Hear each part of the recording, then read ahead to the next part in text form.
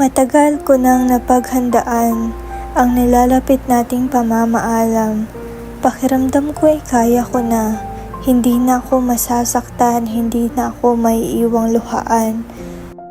Ngunit sa tuwing tayo ay masaya, sa tuwing nagniningning ang iyong mga mata, sa tuwing maririnig ko ang ating musika, sa tuwing mapapadpad ako sa lugar kung saan tayo tumawa, sa tuwing maalala ko ang ating mga alaala, bakit ganun pa din kahapdi ang mawala ka?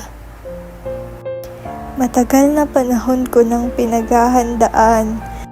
Kung sakaling bigla mo kong iwanan, ayokong ipakita sa iyo ang aking kahinaan upang di mo isipin na lubha akong nasasaktan. Alam kong nahihirapan kang tayo ay bitawan dahil nakakapanghinayang ang meron sa nakaraan. Nakaraan na puno ng saya, nakaraan kung saan ako'y mahal na mahal mo pa. Akala ko okay na, hindi na masakit kapag ikaw ay nagsawa, hindi na luluha ang puso kong ninanais ka.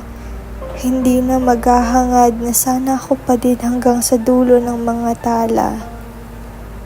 Ngunit tila mali ako. Dahil sa tuwing may isip kong mawawala ka, parang nawawalan ng kulay ang mundo, parang dinudurog nito ang puso ko. Saan ako magsisimula? Paano ako magsisimula? Kung lahat ng bagay ay ikaw ang pinapaalala.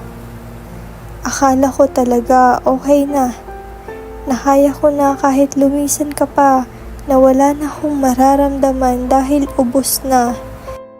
Ngunit pumapatak pa din pala ang luha sa tuwing mararamdaman kong muli na naman akong umaasa. Na sana wala na lang katapusan, na sana hindi tayo pareho nahihirapan, sana kaya ko pang ipaglaban, sana ikaw din ang lumaban. Ang hirap magpanggap na wala na akong pakialam, na hindi na mahalaga ang aking nararamdaman. Dahil sa tuwing babanggitin kong ako'y nasasaktan, ito ay balewala. Sasabihin mong drama na naman. Kaya pilit kong tinatakpan ang aking kahinaan upang hindi mo mabatid ang tunay kong nararamdaman. Pakiramdam na takot akong sumugal.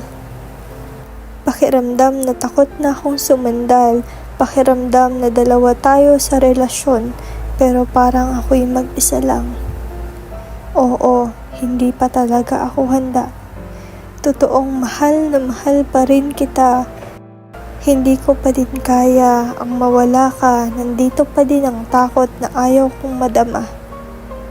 Sana sa susunod okay na, upang hindi ko na kailanganin ang matatamis mong salita, upang kayanin ko na ang mga araw na dadating, upang kayanin ko ang mga araw na dadating na ako na lang mag-isa. Salamat. Paalam aking sinta. May isang tanong na laging tumatakbo sa isipan ko. Paano kung hindi na ako? Anong gagawin ko kung isang araw magbago ang tibok ng puso mo? Kakayanin ko bang mawala ka, gayong sanay na akong laging nandito? 5 taon. 5 taon ng buhay ko na ikaw ang kasama, kumain, tumawa, umiyak, halos lahat na. Sa 5 taon na lumipas, hindi ko naisip kung may hangganan ba.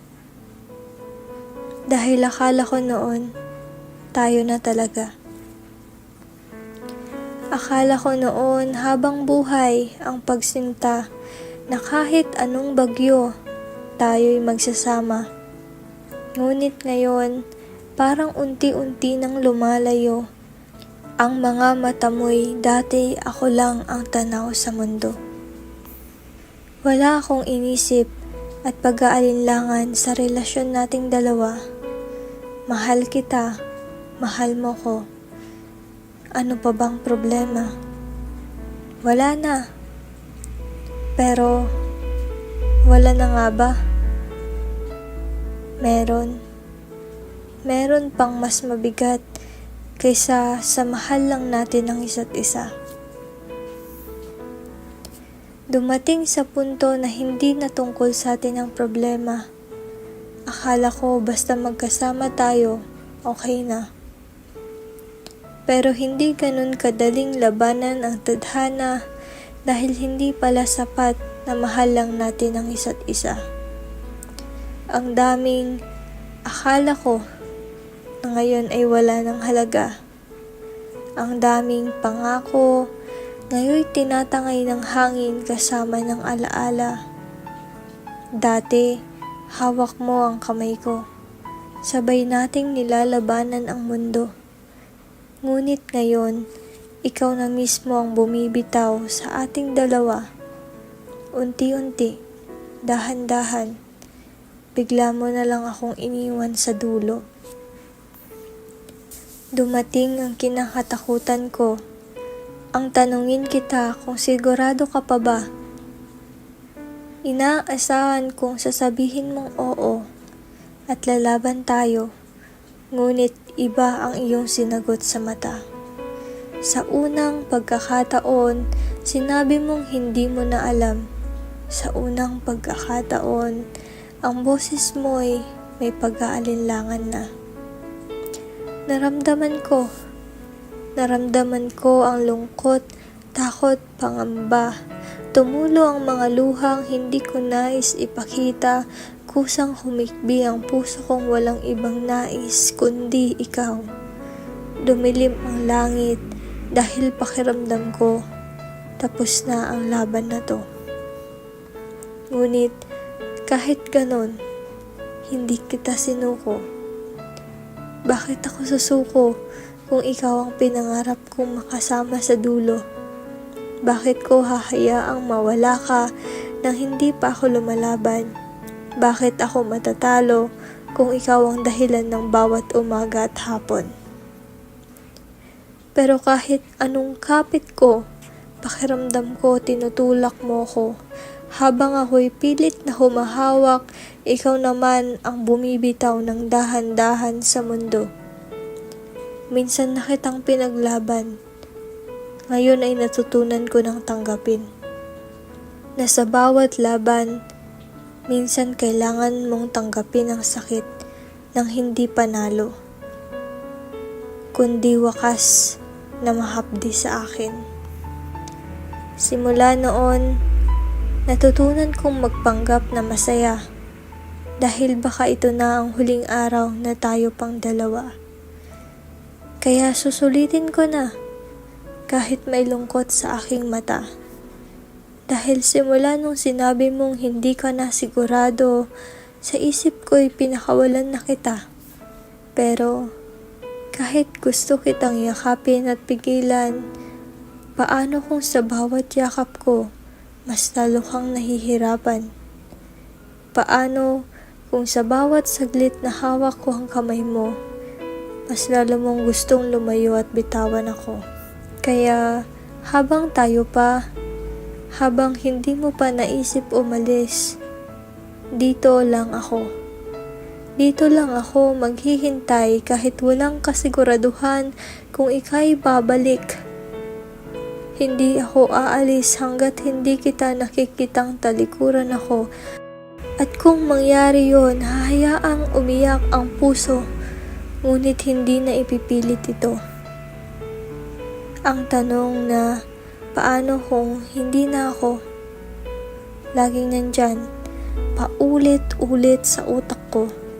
Kung hindi na ako, ano pa bang magagawa? Hindi ko naman mapipilit. Ang pusong iba na ang mahalaga. Kung dumating ang araw na hindi na ako, alalahanin mong minsan, ako ang nasa mundo mo. Ako ang pinili mo kahit saglit lang sa buhay mo. Ako ang nagmahal sa'yo kahit mas pinili mong sumuko. At kung dumating ang araw na ako na lang ang natitira, Habang ikaw ay nasa piling na ng iba, ipipikit ko ang aking mga mata at hayaang lumipas ang sakit na naiwan mo sa akin ng kusa. Hindi kailanman magiging sayang ang 5 taon. Dahil bawat sandali, iniuwit kita sa panahon. Hindi ako nagsisi na minahal kita ng buo at kung pipiliin mong umalis, hahayaan na lang kitang lumayo. Ayokong maging mapait ang ating kwento dahil kahit papaano, sumaya naman tayo. Mahal, kung darating sa puntong hindi na ako, huwag kang mag-alala. Hindi kita sisisihin sa naging kahihinatnan ng tayo. Sana marinig ng langit ang hiling kong sana tayo na lang. Dahil ayaw ko nang maghanap ng pag-ibig sa ibang pangalan. Paano ko hahanapin sa iba ang katauhan mo? Paano ko tatanggapin na hindi na ikaw ang mundo ko? Sa gitna ng tanong na paano kung hindi na ako, nakapaloob doon ang pangarap kong sana ako na lang, sana tayo na lang, sana walang wakas. Dahil kahit ilang beses ko tanggapin ang katotohanang hindi tayo ang nakalaan, hindi ko maiwasang masaktan kung bakit hindi na lang ako ang iyong tahanan. Mga larawan nating nakangiti, mga alaala nating dalawa. Paano kung hindi na ako? Dadalhin mo rin ba siya sa ating lugar? Mga yakap na dati sa akin lang nakalaan, siya na ba ngayon ang may karapatang sa'yo'y lumaban? At paano ako lalaya kung ikaw pa rin ang nais kong makasama? Paano kung kahit anong pilit kong kalimutan sa bawat pagsikat ng araw at paglubog ng gabi? Ikaw pa rin ang sigaw ng puso kong hindi mo na pinili. Pero mahal, ito na nga siguro ang wakas. Ito na nga siguro ang dulo ng kwentong sa simula pa lang ay may lamat. Kahit gustuhin kong manatili, kailangan ko ring lumaya. Kailangan kong tanggapin na ako'y bahagi na lang ng iyong alaala. Kaya sa huling pagkakataon, hahawakan kita. Isasayaw sa huling awit ng ating istorya. At sa huli, pipikit ako't bibitawan ang iyong kamay. Dahil ang tunay na nagmamahal, hindi lang marunong kumapit, marunong ding bumitaw ng walang kapalit. Hindi ko alam kung saang parte ako nagsimulang mawala. Pero alam ko, ikaw ang nagsimulang bumitaw habang ako kumakapit pa. Sinubukan kong intindihin kahit ako'y nasasaktan kasi mahal kita kahit ako lang ang lumalaban. Habang unti-unti kang naglalakad palayo sa akin, ako tong naghihintay sa wala, umaasang babalik ka pa rin. Lahat ng mensahe ko'y tinatanggap mo, pero hindi binabasa. Parang ako, nakikita mo, pero hindi na pinapansin talaga. Bumubuhos ang luha, nagpapanggap na masaya kahit na wala ka ng kusa. Ganito pala magmahal ng sobra, pero ikaw ay baliwala. Nagbago ka, pero tumahimik lang ako sa bawat pag-iiba kasi baka pag nagreklamo ako, tuluyan kang mawala. Pinili kong manahimik kaysa mapagod ka sa mga drama, pero ang totoo, ako yung nauupos habang pinipigil ang luha. Nandito ako, umiiyak sa tuwing gabi na wala kang balita, samantalang ikaw natutulog ng mahimbing na parang wala lang talaga. Kada scene, kada mamaya, kada busy ako, Parang unti-unting pagsakal, pero ako'y patuloy pa ring umaasa. Gabi-gabi kong kinakausap ang sarili. Baka naman pagod lang siya. Baka naman may problema. Hindi lang sinabi. Pero ang sakit ay hindi na kayang pagtakpan ng pagkukunwari. Dahil kahit ako'y pilit na lumalaban, ikaw itong patuloy na umaatras. Hanggang sa isang araw, dumating ka na may kasamang iba. Masaya ka, magaan ang kilos, walang bakas ng pagsisisi sa mata. At ako, para akong papel na tinapon, pinaglaruan, iniwan sa gitna. Habang hawak ko pa rin ang mga pangakong hindi mo na pala dala-dala, hindi mo ako iniwan ng minsanan. Dinaan mo ako sa katahimikan, sa malamig mong pakikitungo at hindi mo paglaban. Parang unti-unti mo akong binura, pero hindi mo ko binitawan ng bigla. Hanggang sa dumating siya, kaya nawala ang espasyo ko at ang kakaunting pag-asa. Nagsawa ka na. At ako'y patuloy na sinasaayos ang puso kong sira. Naging tahanan kita, pero sa huli ako pala'y isang pansamantala. Isang hintuan lang habang hinihintay ka ng iba. Mahal pa rin kita, oo. Kahit hanggang ngayon binabangungot ako ng mga pangako mong tayo hanggang pagtanda. Pero hindi pwedeng habang buhay akong magluksa. Kailangan ko ding mahalin ang sarili upang makabangon akong muli. Hindi mo ko pinili nung mga panahong ako'y nandyan pa.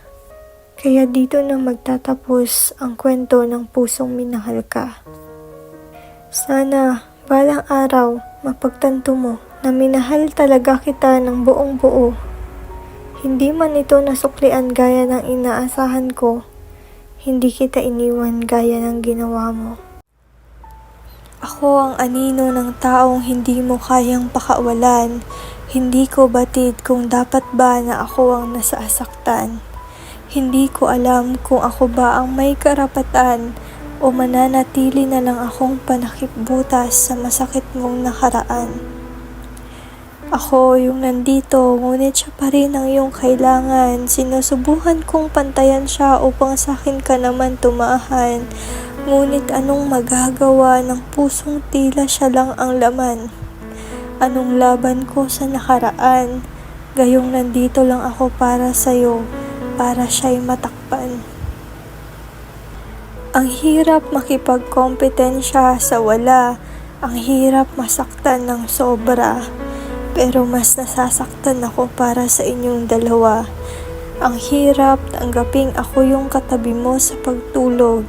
Pero ramdam kong may ibang nais kang makasama. Paano ba ako lalamang sa kanya? Siya ang nakahawak sa nakaraang hindi mo kayang mawala. At ako ang nakagapos sa kasalukuyang pilit inaangkin ng kanyang mga alaala. Alam kong mahal mo siya. Tanggap kong mahal mo pa rin siya. Hindi ko naman yun binibigyan ng malaking importansya. Pero sana kahit minsan makita mo din ang aking halaga. Alam kong kasalanan ko kung bakit napunta ako sa sitwasyong ito. Sa umpisa pa lang naman ay sinabi mo na sa akin na baka masaktan lang ako, pero sinubukan ko pa din dahil nagbabaka sakali akong baka sa susunod ako na ang mahal mo. Ngunit mali ako dahil hanggang ngayon siya pa din ang laman ng puso't isipan mo. Hanggang kailan ba ako makikipagpatintero sa pagmamahal mo? Kailan mo kaya siya bibitawan dyan sa buhay mo dahil hindi ko na alam kung paano. Paano ko itatago ang sakit na nadarama sa tuwing titignan mo ang kanyang mga litrato. Patawad kung hindi ako gaya niya. Patawad kung minahal kita pagkatapos niyang mawala.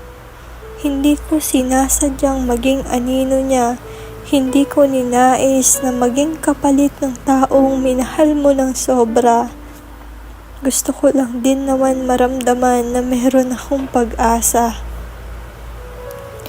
Alam kong hindi mo to sinasadya. Sinubukan mo naman talagang mahalin ako ng kusa. Ngunit hindi natin madidiktahan ang puso, lalo na kung ang kanyang sinisinta ay isang anghel na nakabaon na sa lupa. Hindi kita masisisi kung siya pa din talaga. Pero tandaan mong mahal na mahal kita. Itong klase ng pagmamahal na kayang tanggapin na habang buhay isa lang akong pangalawa. Itong pagmamahal na nais kong maging kasalukuyan ng nakaraang hindi mo kayang mawala. Kasalukuyan na ako na ang kasama mo at hindi siya. Naranasan mo na ba? Yung binigay mo ng lahat, tapos siya pa yung naunang sumuko. Yung sinugal mo maging puso, oras, pagod at buhay mo.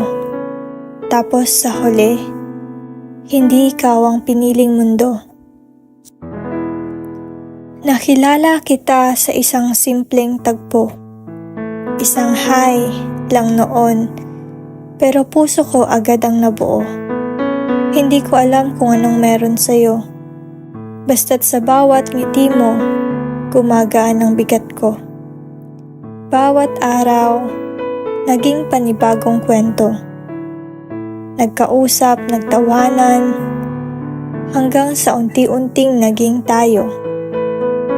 Mga plano nating sabay binuo, mga pangarap na akala ko'y para sa ating dalawa, pero hindi pala totoo. Dati, simpleng text mo lang buo na ang araw ko. Good morning, ingat ka. Sapat na para sumaya ako. Yung simpleng tawag mo bago ako matulog sa gabi, para bang mundo ko'y tahimik at walang pagod sa sarili. Minsan nga iniisip ko, bakit kaya ganun ka kahusay magmahal sa umpisa, pero hindi sa dulo? Bakit kung kailan ako seryoso, saka ka naging malabo? Bakit kung kailan ako totoo, saka mo ako ginawang biro? Hindi ko agad napansin. Yung mga kumusta mo'y hindi na kayang panindigan. Yung mga yakap mo'y hindi na kasing higpit ng dati. Yung mga mata mo'y tila may ibang tinitignan. Hindi na ako, kundi siya na pala. Araw-araw akong nagbubulag-bulagan. Kahit halatang halata na sa'yo, ako'y nababawasan. Pinilit kong intindihin ang iyong katahimikan. Pero ang totoo pala, unti-unti mo na akong nililimutan. Sinabi mong pagod ka, na baka kailangan natin ng espasyo, ng pahinga. Pero di ko alam na ang pahinga pala ay paraan mo para umiwas, para makahanap ng iba. At ako itong naiwan sa gitna.